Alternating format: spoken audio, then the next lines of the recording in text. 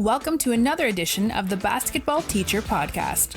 Our mission is to bring you discussions on a wide array of topics in the coaching world to grow players on and off the court. You can connect with us on YouTube, Facebook, and Twitter, and also reach us directly through email at basketballteacherpodcast@gmail.com. Now, here's your host, Coach Mike Hernandez. Hello and welcome again to part 5 of our teen mental health series here on the Basketball Teacher Podcast. Thank you so much for joining us as we continue on our mission to help our players on and off the court. And today's topic is one that affects every teenager at some point, regardless of whether or not they play a sport, because we're going to talk about helping our teens love and embrace who they are. We know that being a teenager is a period of great transition, and that a lot of our players and a lot of the students, if you're a teacher, struggle with coming to terms of who they are as a person and loving and embracing who they are. And so it's so important that we spend a little bit of time talking about that. And we're going to talk about helping our players feel confident with themselves and some of the skills that we as coaches can teach our players so that they know how to love, trust, and just know who they are as people. So to help bring their knowledge on this topic, I'm very happy to be joined by social worker and teen therapist Mathery Grimste. Mathery, how are you today? Good. Thank you for having me. Yeah, absolutely. I'm really looking forward to talking about this, and hopefully coaches listening will get a little bit of insight as we kind of build our players and build them up as people. And I'm really looking forward to this. So let's get started with you and your journey, kind of your mental health journey and what you do right now and what kind of work you do and what makes you so passionate about doing it. Sure. So I originally never even considered being a therapist. It was actually pooper scooper and therapist were two professions that I always said I never saw myself doing. In fact, I originally was going to be an English teacher because I really enjoyed reading and learning, and I figured that I had a heart for helping people, that would be a nice way to combine both those aspects. And then when I was in college, No Child Left Behind got passed, and I was like, oh, hell no. So on a whim, totally switched my major to sociology. I was in my very first Sociology 101 class, so I had no business changing my entire major, but it worked out. It led me down this path, and I'm so fortunate to be in a profession and in a place where I'm working with like some really cool people and helping them get to live their best life. That's awesome. And it's so funny how I feel like there's a lot of people who have situations like that, even me as a teacher, where I've talked to people and they're like, oh, I was never going to become a teacher. And it's like, oh, well, here you are, you're a teacher now. And Yeah. You never know when those moments of inspiration are going to come and really going to kind of guide you down to the path that you're currently on. So yeah, that's great. And so to kind of get started, and we'll kind of talk about this as we go on, I'm sure. But one of the things that I hear and I just notice in conversations I have with adults and sometimes those who aren't even teachers is that for teenagers in particular, like them lacking confidence is just like a part of being a teenager. And, like, oh, of course that kid doesn't feel like great about themselves. They're just being a teen, and that's just like what life is like for them as a teenager. And so I'm curious, in your experience, is that something as like coaches that we should just like accept that, oh, our of course our teenagers aren't going to be confident? Or is there a certain point where they're becoming like too unconfident to where it should raise some alarms in our head? I'm curious as to your perspective on that. Yeah, I really like the way that you phrase that question because I don't know that we should accept a lack of confidence, but I also don't know that we should expect like a 100% confident kid either. Confidence really comes from experience in the sense of knowing yourself, and you can really only build that sense by putting yourself in these situations, mastering it or surviving it, depending on how that goes, Right. and then learning more about what are your capabilities and what's your skill set and where can you improve and where are you already excelling at. So part of the teenage years, can I nerd out for like 30 seconds on this? Oh yeah, absolutely. Okay. I nerd out a lot. So in the therapy world, there is a theoretical model where it's about our 8 developmental crises that we go through over our lifespan. And so the teenage years are all about resolving the crisis of identity versus role confusion, which is all about knowing who you are, what's important to you, like that sense of self. So it makes sense that while you are trying on these different personas and attitudes and skills, that you're probably not going to be too confident yet because you're still figuring that out. And that I think is healthy. I think it can be problematic or worth looking into when it is totally overcoming like everything else in life. Like if it's affecting your sleep, your appetite, your concentration, your relationships, those are areas that you really are probably going to be more able to notice a difference in than something internally going on. So that might be the time to kind of check in a layer deeper, like pull the kid aside and be like, hey, I noticed like you're yawning a lot in class. What's going on with that? Because it could just be they stayed up late playing video games. It could be there's something else going on. So just noticing and then asking the questions is a really good way to hone in on whether it's problematic or not. So should coaches then, should they be really aware of the fact that the players are going to be potentially unconfident and really uncomfortable? Are there things that maybe coaches can do to maybe put them a little bit more at ease or make them feel a little bit more comfortable? Or do teenagers or do players just need to kind of be thrown into these situations and kind of figure it out themselves and kind of deal with it themselves? What's the balance, do you think, with that? Got it. Okay. So I think it definitely is a case by case situation. There's very rarely, I'm sure even in coaching individuals and then within a team, like you're catering to like what the team needs, but also what the individual needs. So I think it's really important. And I think you guys as a profession in coaching do a really nice job of normalizing that failing is part of the process, that's expected. You're not expected to be 100% all the time. Do you strive for that? Of course.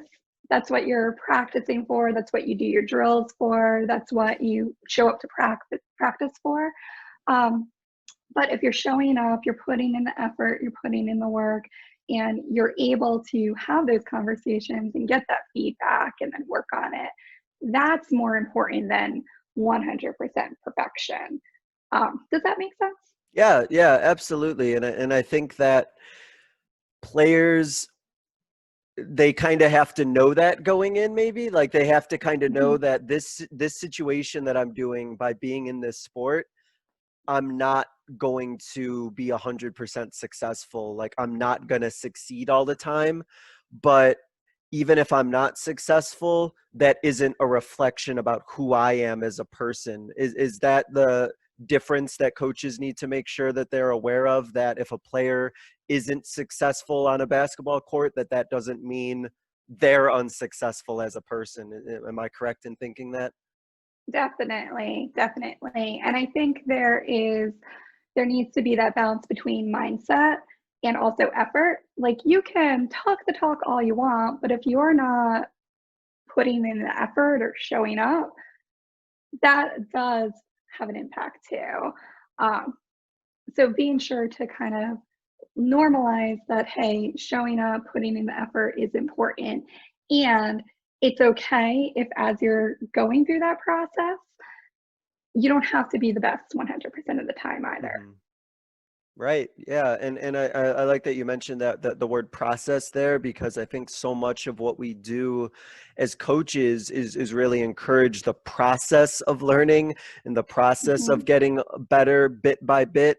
And that I think the best coaches are the ones who really appreciate the process and really celebrate the process and not just the end result, because the end result is either in a game like a win or a loss. And I feel like that could be really damaging if we're just so result driven that if they lose, then that player's going to think, oh, well, then I'm a loser then. Like that, I feel like that's a real dangerous habit for a coach to be in. And so, like you said, I think Yeah. embracing the process of learning and the process of gaining knowledge along the way is super important for players even to feel more confident, is that they know that the process is being encouraged.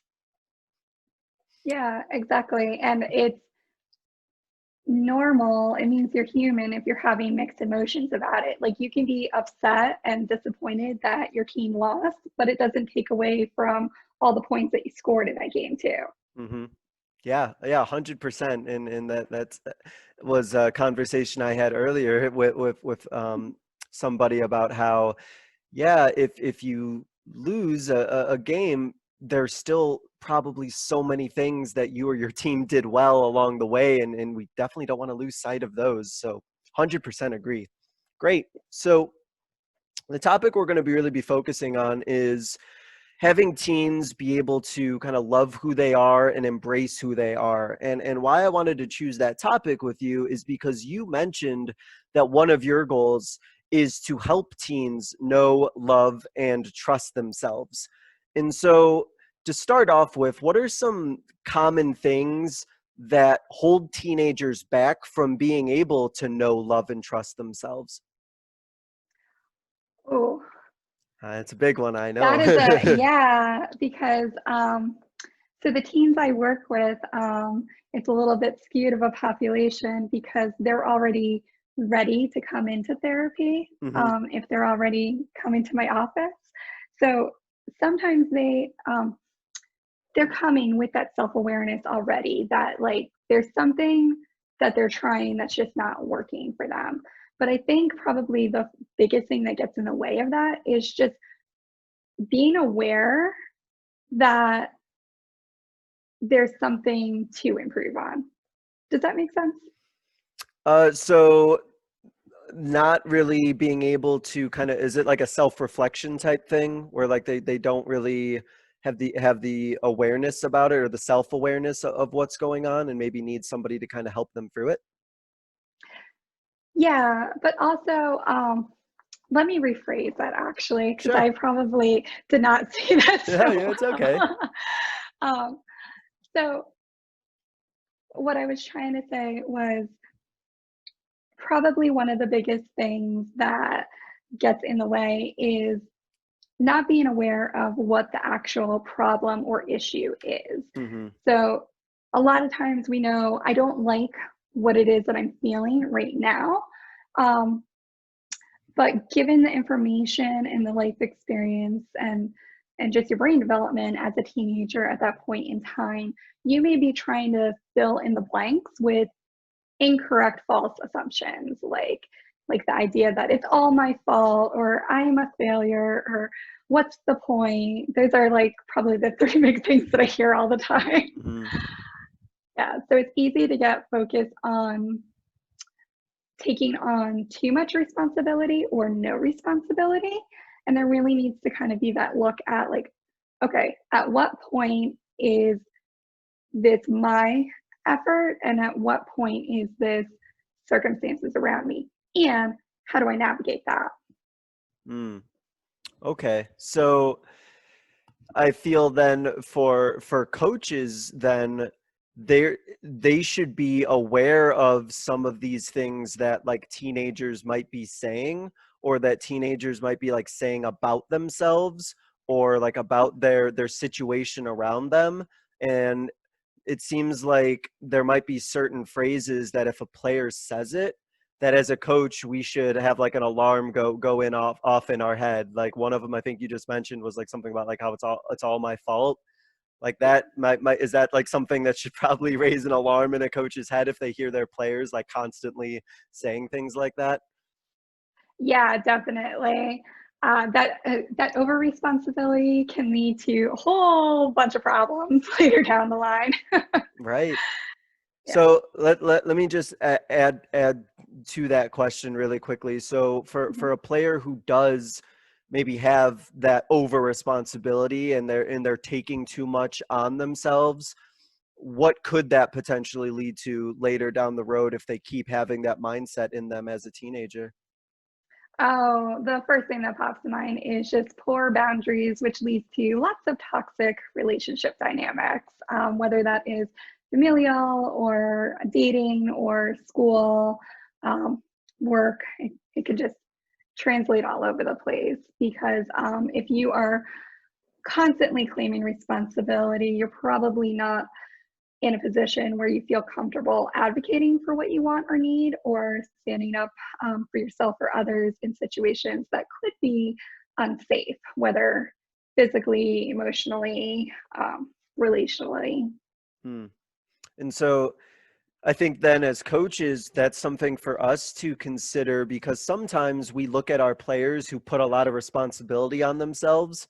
We sometimes might think of them as being like really mature or really responsible because they're willing to take on this burden. But as you mentioned, there is a certain point where if they're taking all of it on themselves, then we need to be aware that they're kind of they're going way too far on the other end because then, like you said, those boundaries aren't really going to be there, and they might just become completely overwhelmed by thinking that everything is their responsibility. And I think, like you said, like everything is their fault, and we certainly don't want players carrying that sort of burden around on them either. Yeah, yeah.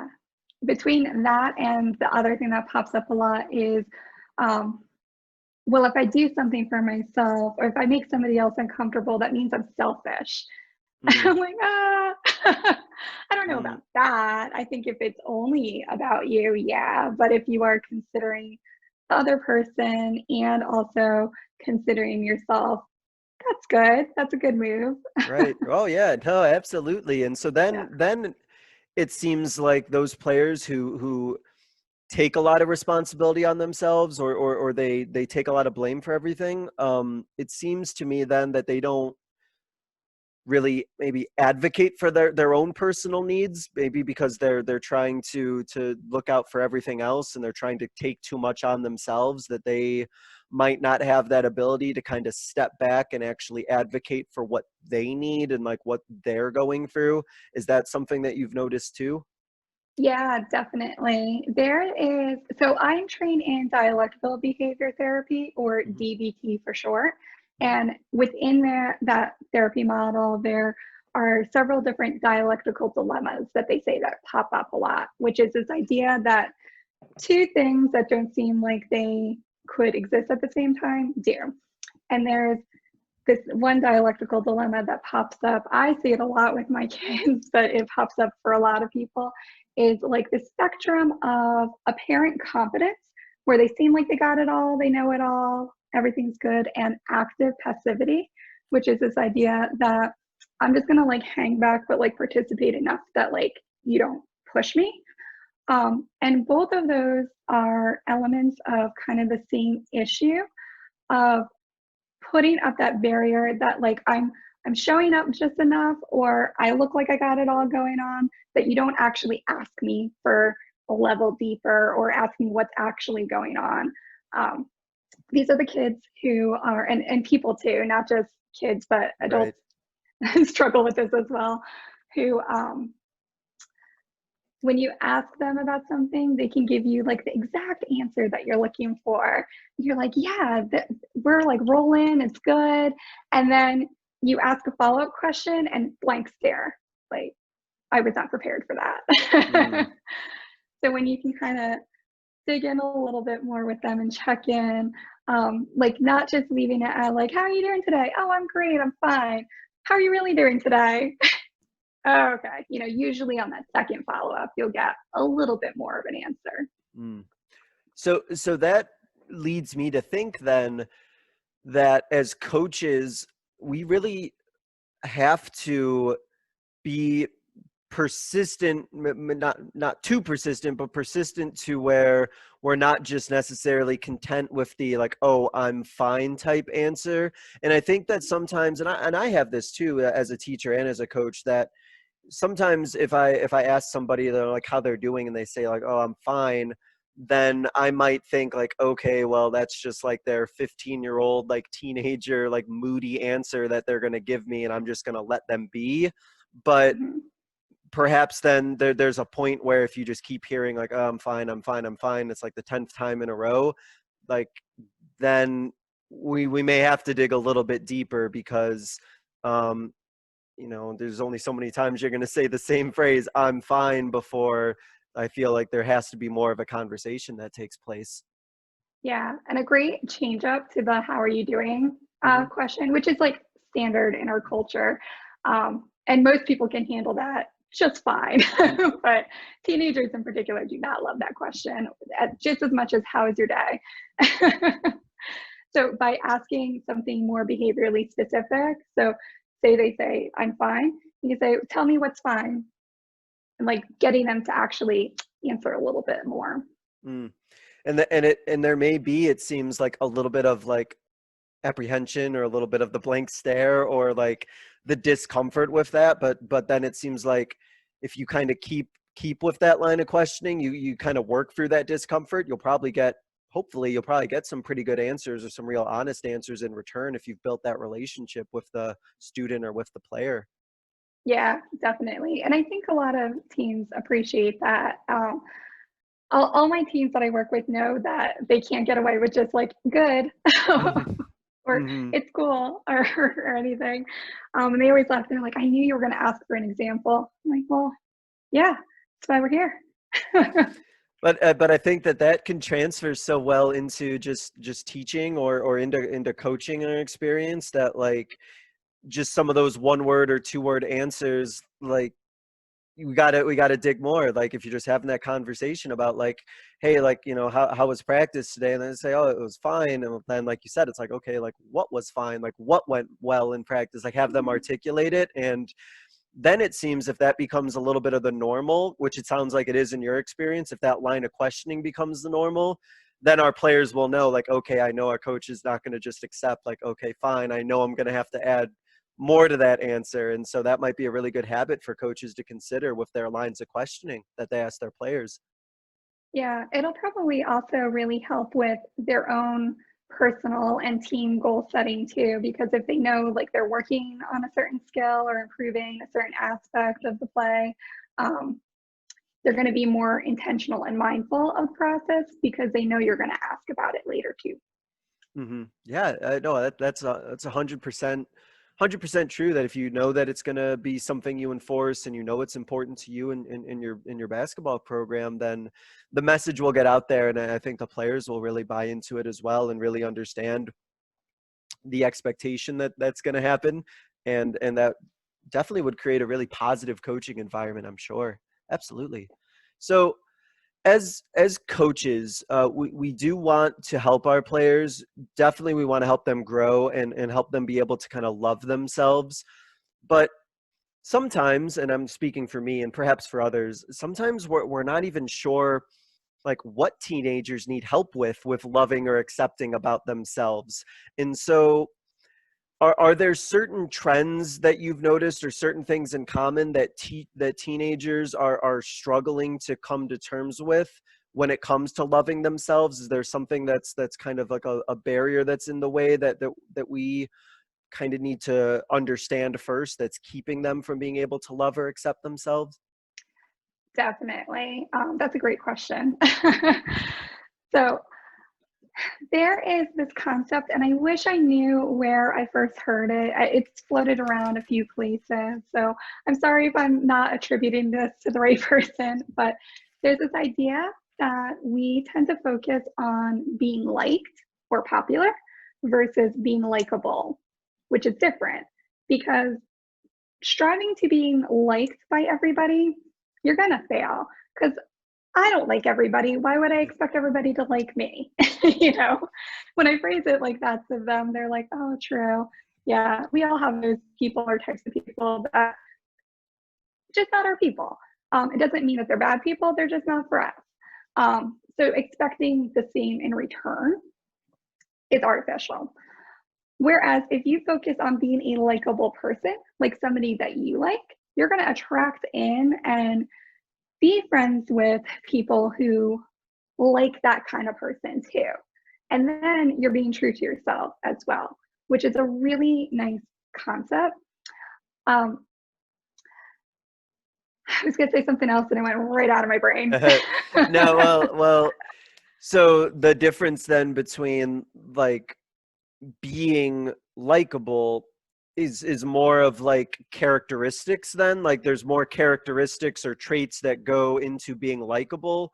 And in my mind, I feel like trying to be liked and be popular is almost like you're trying to do certain actions, and like you're trying to externally like do something to be liked, which I feel like isn't necessarily authentic. So I'm just gonna ask about that really quickly, if I'm correct in thinking about that. That if people, teenagers, are trying to be liked and trying to be popular, in my mind, that seems to be that they're gonna like be doing things to try and be liked and popular, like external things. Is that correct?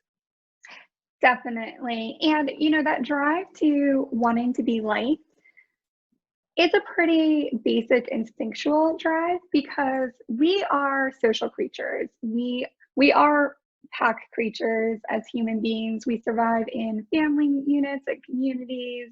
And so there is a sense of safety in numbers. And as a teenager, you're going through so many different changes and there's so much stress. Some of it is our own self-created stress. Some of it is coming from these outside pressures. And right now, the state of the world, I mean, there's a lot of confusing outside pressures. Like there's so much uncertainty. And when you're feeling uncertain in yourself already, that just makes it worse. So it makes sense that you'd want to focus on building your pack by trying to please what everybody else wants out of you. But that's really exhausting. It's demotivating. It just zaps your energy versus if you focus on what you do like about yourself and being the kind of person that you would want to be friends with, you're gonna be a little bit more deliberate with who you're surrounding yourself in your pack. Yeah, and yeah, absolutely. And then the likable quality, it seems, focuses again on like the characteristics or the traits or the attributes that make someone likable. And so I'm curious, in your experience, as you kind of unpack that and you have the ones that you work with kind of articulate that, what are some things you notice in terms of what they would consider to be like likable characteristics or things that make them a likable? I guess what I'm curious about is, what do teenagers find likable? Like, what are the things that they like in terms of other people and in the relationships they form? Yeah, I think it's probably different person to person. Mm-hmm. Like there are definitely some superficial traits and qualities that people like about themselves and like in other people. Like if you're really into video games, you probably aren't going to be spending too much time with somebody who thinks that video games are dumb and stupid. It's like, what are you going to talk about? You need some common interest. But then there's some deeper level traits that pop up a lot.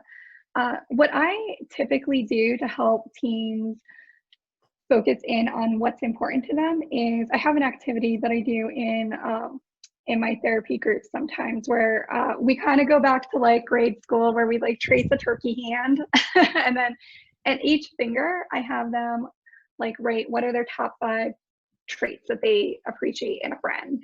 And then in the palm, they write how do they want to feel in that friendship.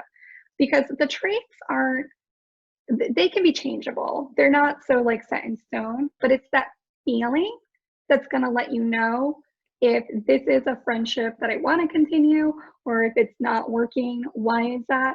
And I talk a lot about how people aren't necessarily toxic. It's usually the relationship dynamic, and it's honing in on that feeling that's going to let you know what else is not working and if it's something that can be worked on and improved or not. And I think that that's a great exercise, and I think that that's a great activity, because that seems like something that as coaches, we could do something like that with our team and sort of develop as a team kind of those common characteristics and maybe those common attributes that we look for in our team and that players look for in their teammates. And then focus on, okay, these are the things in common that our team really values and wants out of each other. And if we could try and, act that way or be that way around each other, then everybody might have a more enjoyable experience on that team. Yeah, definitely. And I like when it comes from the teenagers, not so much from us as the adults. Mm-hmm. They do too. Nobody likes to be told what to do, especially a teenager. Yeah. It's almost kind of like that initial, like, I don't care if you're right. You told me, so it must be wrong. Yep. But when it's coming from themselves and their own words, it's a little bit easier to get some buy-in on that and get them invested in taking that action together too as a group, because then it's like, well, this is what you guys said that you wanted to work on, remember? Mm-hmm. Yeah, no, 100%. And what you said, I wanted to touch on the part about where if the teens have the voice and they're the ones exchanging their ideas and sharing their ideas, how important that is. Because like you said, if they're just being told it, I don't think it's going to have as much meaning. And so do you think it's important then for coaches to really empower the voice of the players on their team and give them that voice to speak and give them a platform so that they feel like they're being heard? Yeah, definitely. I think you guys have a unique position too, though, because you also have the responsibility to, manage the team and keep them moving forward. And sometimes I could see where players might be moving in a direction where you're like, oh, no, that's not going to be the way, Yeah. So I think it's okay to jump in at some point.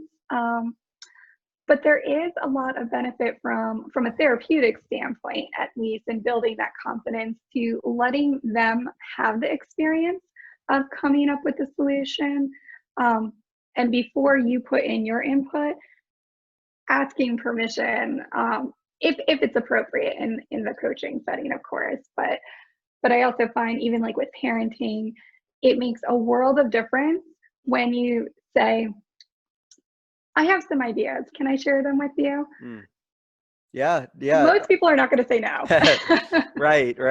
Yeah, I would hope not. And you talked about parenting, which led me into a question that I wanted to ask about that. In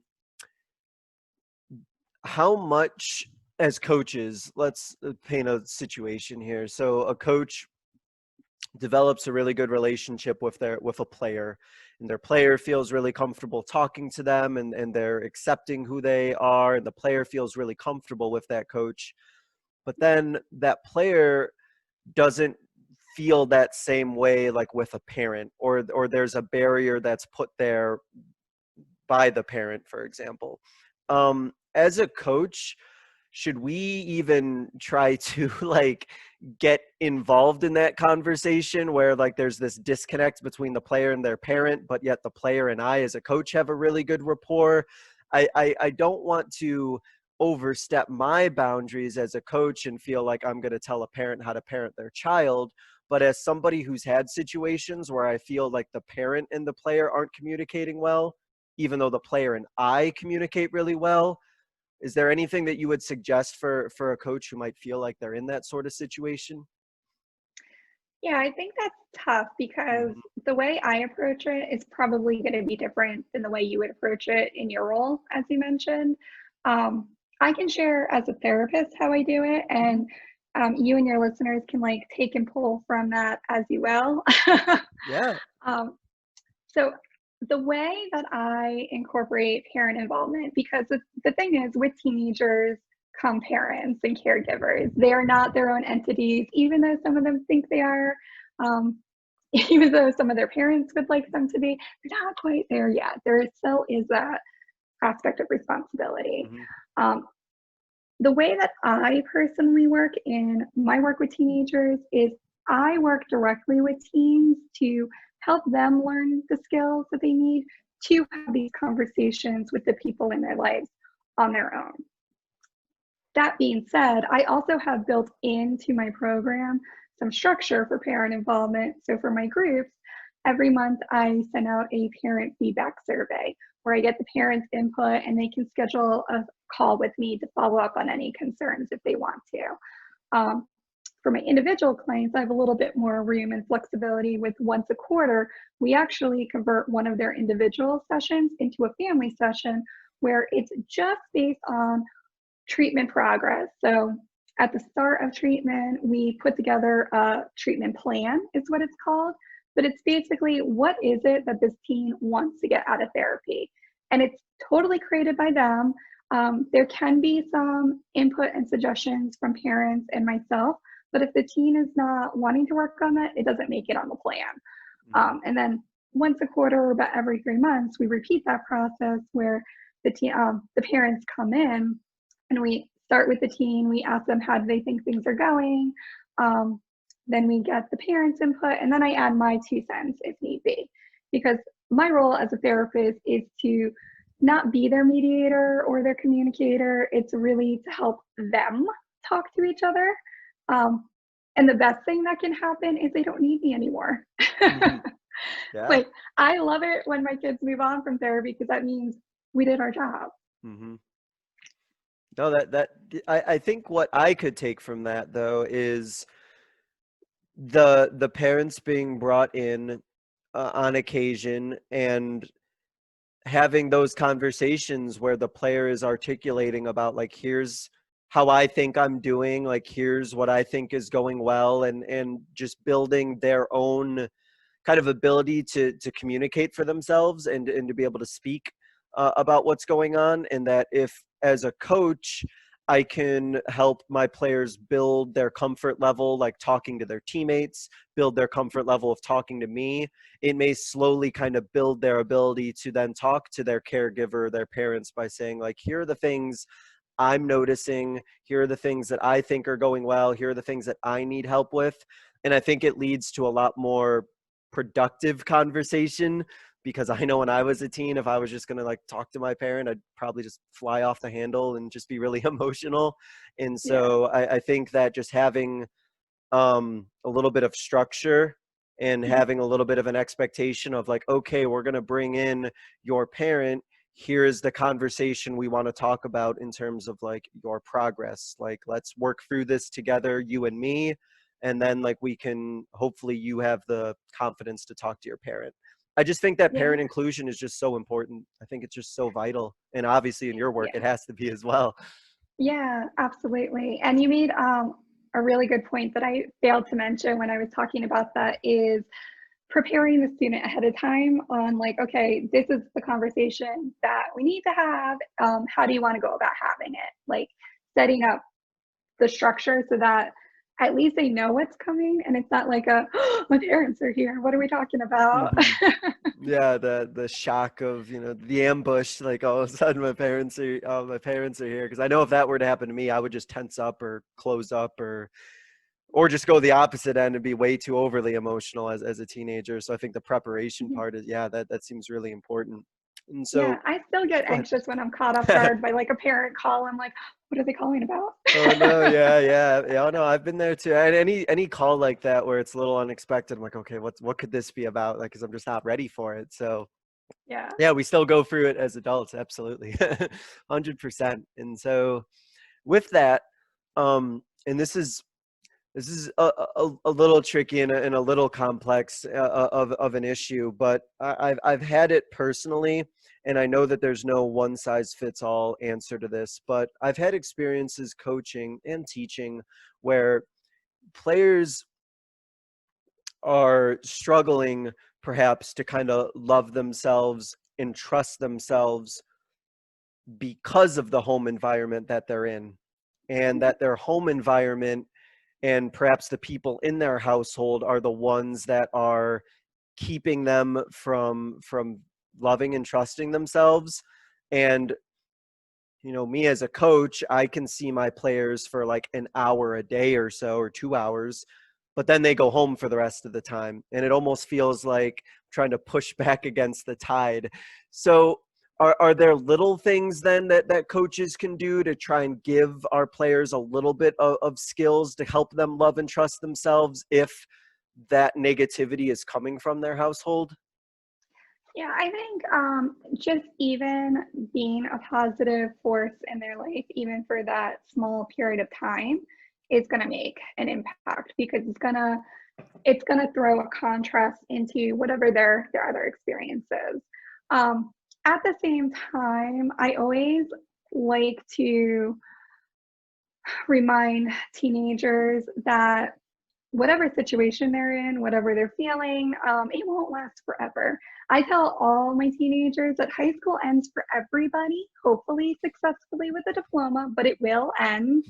Um, so that they're not just staying stuck in what's happening right now. Because negativity tends to breed more negativity. Mhm. And what we focus on is what we're going to notice. Versus if we can start to reframe that as like, well, what's the opportunity here? Like, okay, my parents are like really strict. They won't let me use the computer after 9 o'clock at night, but I have practice till 8, and then I have to do my homework. So how do I navigate that? It's going to be helping them be a little bit more creative in the parameters that they have to make that work. Like, what's the opportunity here? Rather than focusing on why this sucks and why it's awful, trying to see where that glimmer of hope is, and starting to build on that a little bit will be helpful. The other thing is, you guys are in a great position where you are a trusted adult in the community and on your team, and if you're school affiliated within your school environment, where you have that natural built-in authority where most parents are going to appreciate and listen to your input. But if you're seeing this recurring theme over and over again, and they could benefit from something like therapy, you guys are a great person to be like, hey, have you considered therapy? A lot of people benefit from it. I can get you a list of names. Because I do think it's a lot to put on you guys too, to be the coach, be the teacher, be a parenting figure, be a role model, be a therapist, be a like cheerleader, like all these things. That's a lot for anyone. Yeah. Well, a couple of things of what you just said that I think just resonates so much with the coach within me is that, the things that we focus on are what's so important, even as us as coaches, that if we look at in our coaching situations, if like a play didn't go well or a game didn't go well, like you said, like what's the opportunity there that exists, like for growth and for something positive to happen. And that if we just reinforce all of the negativity or the things that didn't go well, like you said, it sort of breeds itself. And then before we know it, we have like a toxic environment, and then it's not an enjoyable experience for anybody. And so the way that we, even as coaches, can frame our situations and frame the way that things are going on is super important. And again, what you said, and I really like, is that if their home environment isn't necessarily the best, well, we have the opportunity to like be a different type of role model, and we have that opportunity, like you said, to kind of give them a different perspective. And so yeah, I 100% agree with that. I think that's fantastic, and I think it's important for us to realize how trusted we might be with our teenagers, and how much they might look up to us and trust us, and the way that we carry ourselves might rub off on them a little bit. And so, yeah, I love that. And I wanted to touch on the last part that you mentioned really quickly. And I think that as coaches, we juggle so many hats, especially, you're a teacher, a coach, you have all these different hats that you're wearing. And so is there, and again, knowing that there's no one size fits all model, but is there a certain point when we're interacting with our players where we might, as a coach, say, have you considered possibly like going to a counselor or therapy about this? Is there a point where like a player is kind of going beyond our scope of being able to help, because I think it is something that we balance where, you know, we want to help them with their process of knowing themselves, loving themselves, and trusting themselves, and we want to be that advocate for them. But then I feel that there is going to be a certain point where what they need is beyond like our scope and our ability level. So I'm just curious about what are some signs that a coach could recognize that it's probably gone beyond our own ability to help. Yeah, I think honestly, your own intuitive gut and instinct is probably going to be the number one indicator. Like if you are starting to notice and feel like burnt out, helpless, overwhelmed with trying to help the student or their family, that's a really strong indicator that it's probably beyond your capabilities in that moment. And this happens with therapists too. I mean, I am an outpatient therapist, which means I operate out of my office, currently my virtual office, thanks to COVID. Um, but I also know that I'm not like a one-stop shop for all the things mental health, that there are some things that are beyond my own scope or practice even. And so it makes sense to refer out to specialists at that point.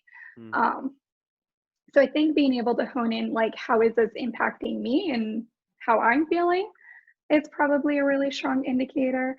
Um, Also, and you guys probably get trainings in this through the school system already. And if not, I would absolutely seek out any sort of like psychological first aid training.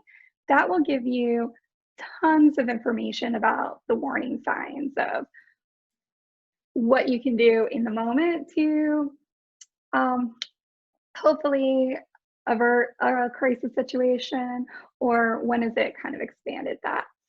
Um, the third thing I would just try to focus on is the length of time that the issue is going on for.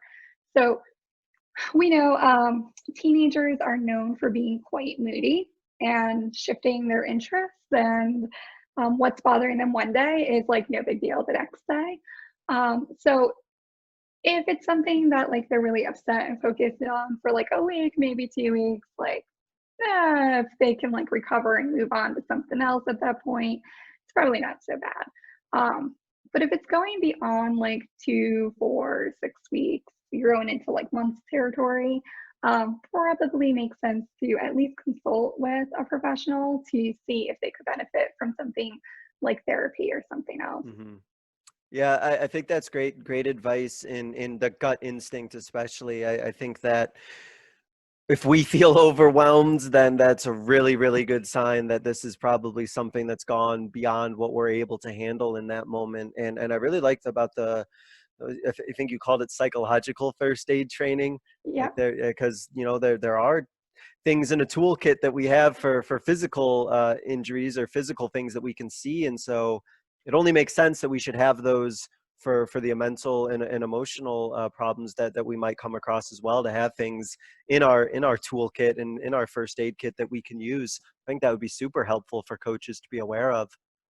Yeah, there's lots of free training programs or low cost training programs. I know all across the United States, probably globally too. And they even have, like, one of my teams was telling me that they were trying to bring it to their school as like a peer mentorship program where the students are learning psychological first aid to help each other, which I was like, that's so cool. Yeah, I think that that's great. That sounds awesome. Yeah, and anything involving like a situation like that, of like whether it's like peer learning or like peer teaching or things like that, I think that's fantastic. um so I wanted to talk about with you about our students and our players in particular who are dealing with their sexuality and coming to terms with their sexual identity.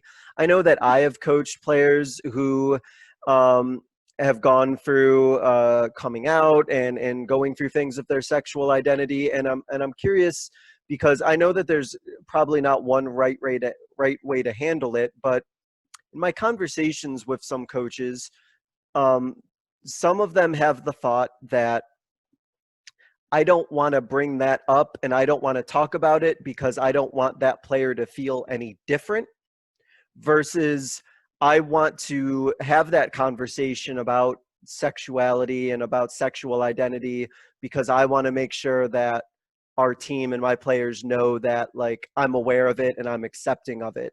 And so I want to talk about it from a coaching aspect first. Is there like a way that you think might be better where versus like something that maybe not won't be as effective when it comes to talking about that with our players?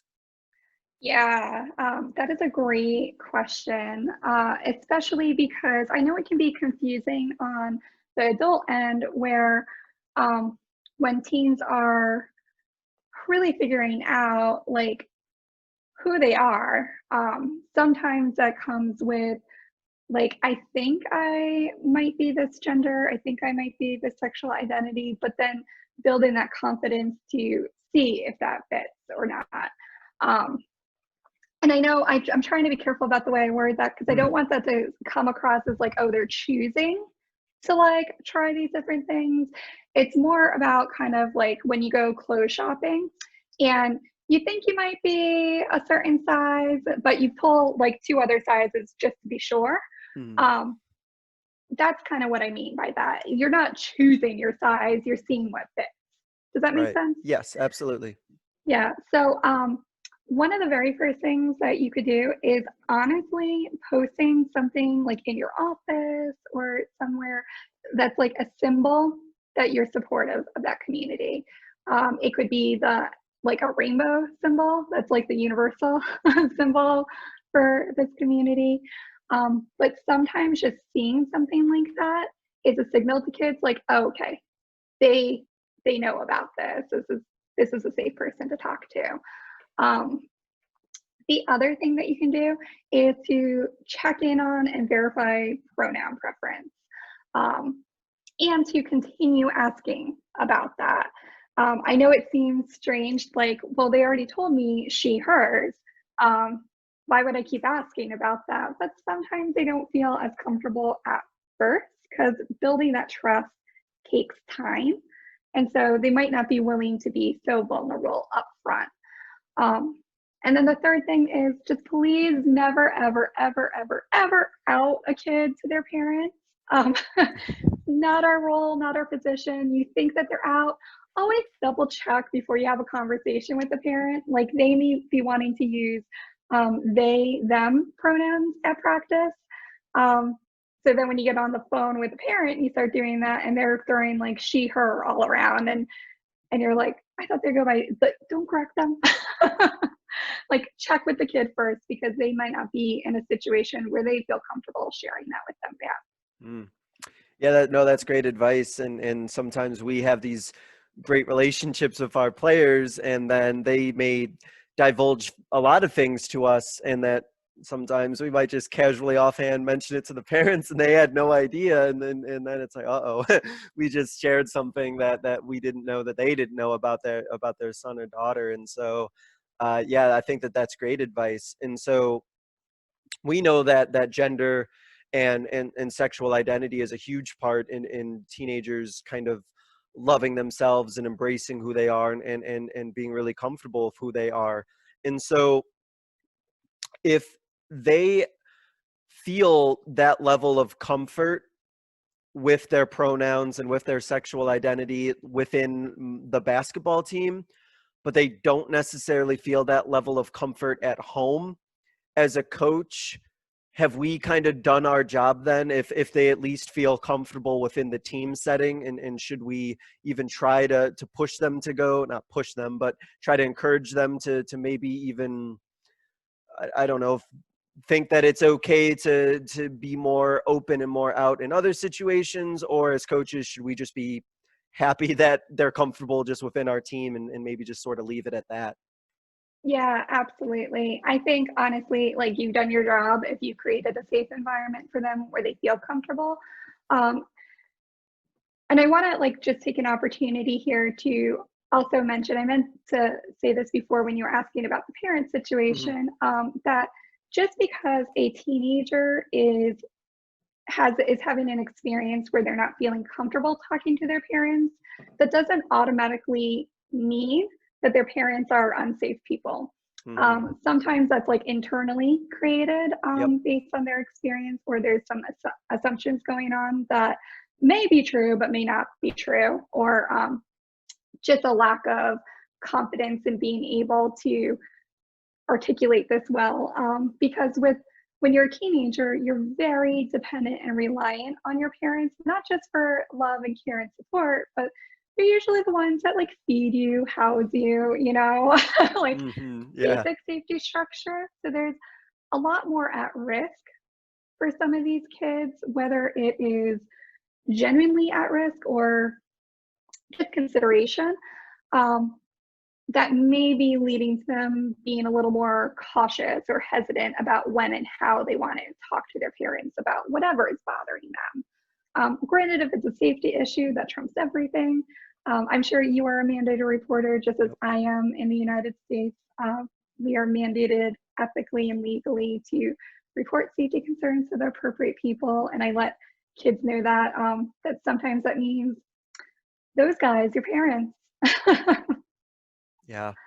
Yeah. And that's something that's definitely something to always keep in mind, is that those conversations, sometimes depending on what is said, may have to go beyond just staying within that conversation. I know I've talked about that in previous interviews as well, but there is a certain, there's a certain point where if certain things are said, that has to go beyond that conversation. And I think it's important for us as coaches to make sure that all of our players know that beforehand and kind of understand that, that the idea of like a mandatory reporter and what that entails and what that means. And so I think that that's a great reminder. So thank you for that.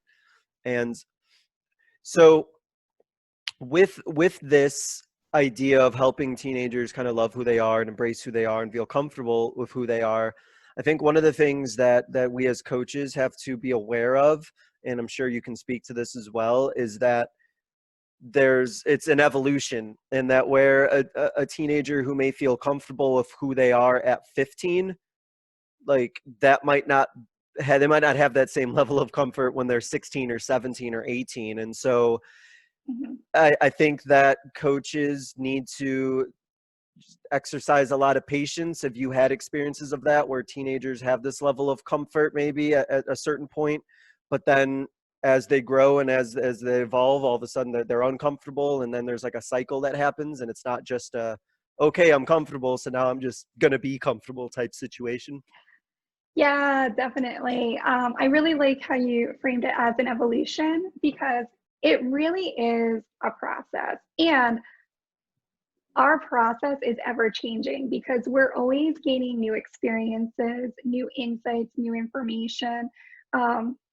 Even in the academic community, you might be taught like, okay, this is what we're teaching today. And then you're like, wait a second, that actually was wrong. We've figured out that this is a better way to be doing this. So teenagers are going through that too. And by role modeling for them that you're willing to keep asking and having those conversations and keep checking in, it's also helping them build up that skill for themselves of assessing and reassessing over time as well. Mm-hmm. Yeah, 100% agree, and that it is an evolution and it is ever changing. And so this will lead to my last follow-up question before we get to our concluding segment, is that all of the things that we talked about and all the things that you mentioned seem to come from a place of safety, and where teenagers feel safe and they feel comfortable to kind of go through this process of evolution and embracing who they are and loving who they are. And so are there any things for coaches to consider, and are there any things that you have done to help create a safe environment so that teenagers feel comfortable going through being uncomfortable? Yeah, I think continuing to stay curious and stay open to letting them talk about what they need to talk about, within reason, of course. Yeah. Like, I don't know that like your players should be calling you at like 2 a.m, but letting them know where your boundaries are at is really important up front, so that when they are in a situation where they're wanting to reach out, they know that you're not ignoring them, or that you don't like them, or you don't want to help them, that sort of a thing. Right. Like, one of the things that I do is I make sure everybody knows that, well, all the ways that they can reach me in a time of a crisis, and that I'm not glued to my phone all the time, and that I'm a heavy sleeper. So if you call me in the middle of the night, that's wonderful and great. I will see it in the morning. Right. I will respond at that time. And as long as they know where those lines and boundaries are, that helps create a container for them, either physically or emotionally or metaphorically, that they then know where to operate within. Yeah, and having that just safe environment where they feel safe with you, and I think it comes with the environment, but also it comes with just feeling safe around the adult themselves. And so then that also makes me think that we as adults, we have to also be very mindful of the way that like we conduct ourselves, and how consistent and reliable that we are in terms of our behavior and in terms of the way that we communicate. Because I feel that if we aren't like level, and if we're kind of up and down, and we're kind of all over the place ourselves, I feel like that does a lot to damage that safe environment, that teenagers won't necessarily feel that safe if they don't see that reliability within us. Does that make sense? Am I right in thinking that? Yeah, absolutely. If you say one thing, but then you do another thing, Yeah. they're gonna see that as inconsistent, whether you had a good reason to or not. So sometimes also like informing them, like, because there will be situations where like if I do get a call and I can call them back, I will. But I let them know like, hey, this is unusual. I typically don't do this, but I have a few minutes right now, so let's talk. And if you are being clear and articulate with your reasons with teenagers, they really appreciate that too, because otherwise they do this thing where you assume and fill in the blanks. And I had, I won't say it, but had a supervisor in the past who this really drilled into me that when you assume, you make a out of you and me. Yep. And it's true. It is true. I continue to have to remind myself about that as well. Yeah. That's 100% true, and I think that that's something we definitely have to be considerate of, and definitely have to make sure of. And so I've actually haven't asked this question to any guest in this series that I've had so far. So I want to ask it to you. I want to ask this to you really quickly. So when we want to create these environments for our players where they feel safe and they feel comfortable going through the process of learning how to like love themselves and trust themselves, we as adults need to make sure that we are like, we're ready and we're okay, and we are able to manage all of the things that our players and teenagers are going to come to us with. So for you personally, how do you kind of go through like managing your own emotions and your own like mental thoughts and the things that you're going through, so that you're the most prepared and you're the most reliable person that you can be for the teenagers that you work with? That's a great question. I really appreciate you asking that too, because I think we forget about that like, Yeah. oh, I have to take care of myself to take care of other people. Mm-hmm. Um, so I do a few different things. I myself have been to therapy. I think it's lovely and great. I think I'm a little biased. But I think that's really important, that if you are noticing, let me back up. So in the therapy world, we talk about the work being done through the therapeutic relationship, and it's the process of that relationship. There's two elements of that pop into play. Just going to nerd out for like a minute on this. It's called transference, which is the client's image of myself as a therapist and our relationship. And then there's countertransference, which is my interpretation of the client and the relationship.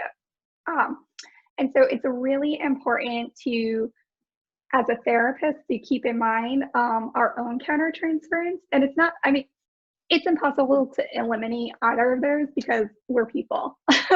Right. But not using the therapy as our own therapy is really important. So it's always asking, would this be beneficial for the client that's in front of me right now? And if it's not, or if it's something stirring up in ourselves, getting our own support or help outside of that. Mm-hmm. So some ways that I have done that is I've gone to my own therapy. I have a consultation group of other therapists where we'll talk about certain cases that are troubling us or situations that we're running into walls or blocks with. And I think it's really important to have a support system within your own professional community so that you don't have to explain like, no, I can't do this because of that, or it's already a shared common base of knowledge. Right. But then I also make sure to take care of my own self-care and social supports outside of therapy too, because I think if you're only in one aspect of the community, you forget those other parts of yourself. And when you don't take care of those other parts, they have a way of screaming at you later. Like they make themselves heard and known. Yeah. Yeah.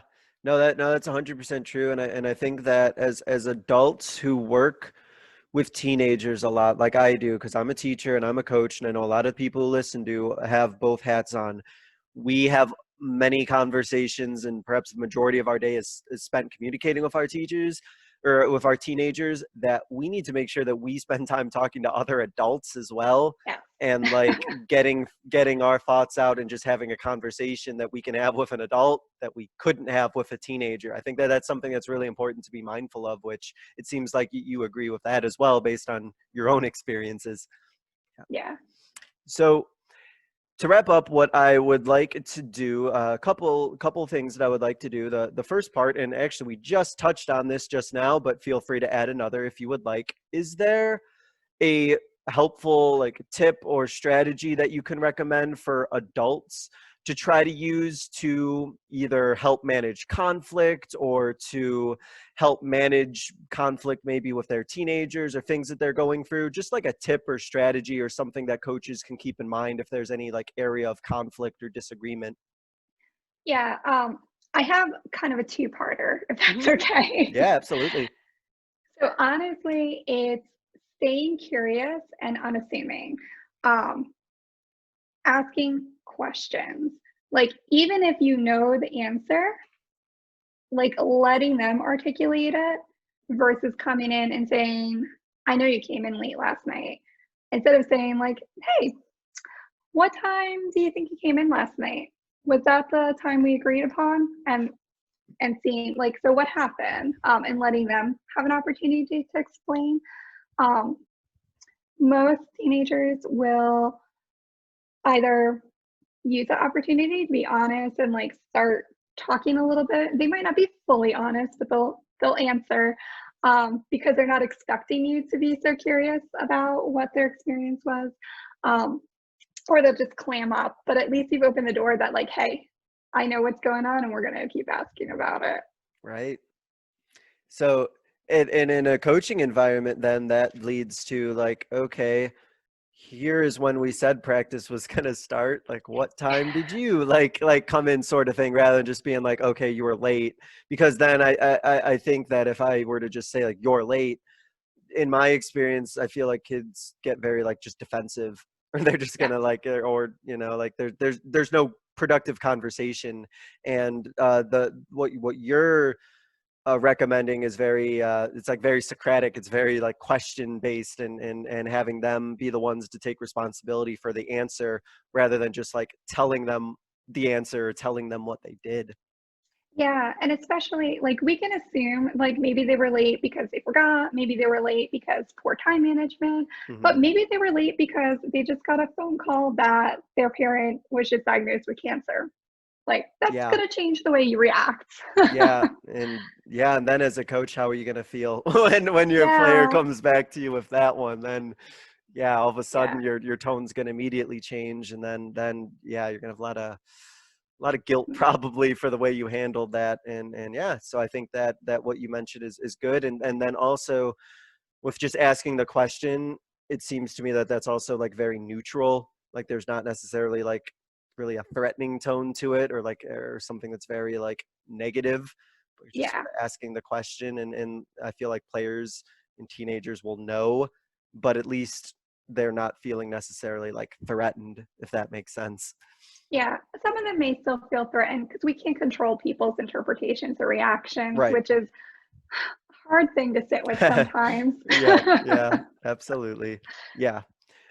Great. So to wrap up, what I give every guest is what I call the 60-second soapbox, where the floor is going to be yours to discuss and get out any idea or final thought or closing message that you want our listeners to hear. So I know it's tough and I'm putting you on the spot, but I'm going to go ahead and give you the floor. So the floor is yours to get that thought out. Oh, thank you. So I'm based in Connecticut, which is where my therapy practice is, but I know that not everybody lives in Connecticut or can access therapy for a variety of reasons, which is why I also created a YouTube channel where every week on Thursdays, I share some sort of mental health video that's all about helping you improve your mental health, which is how we connected, which was really nice. I also have, if you're interested in learning more about how to talk about your feelings, I have a free download that is called 10 Therapist Approved Tips for Talking About Your Feelings. They're like bite-sized tips that you can keep at the forefront, which has a lot of the things that I suggested in today's interview. If you want to follow up on, it's probably like my most used tips that I give to everybody. So if you want to improve how to talk about your feelings, whether it's with a coach, a teammate, a parent, whoever, these are great strategies to download too. And you can get those at my website at MalloryGrimste.com. Awesome. And on YouTube, if people want to find you, they just search up your name. Yep, Mallory Grimste. I'm the only one in the world. Awesome. That makes it a lot easier then. That makes it a lot easier to find. Well, Yeah.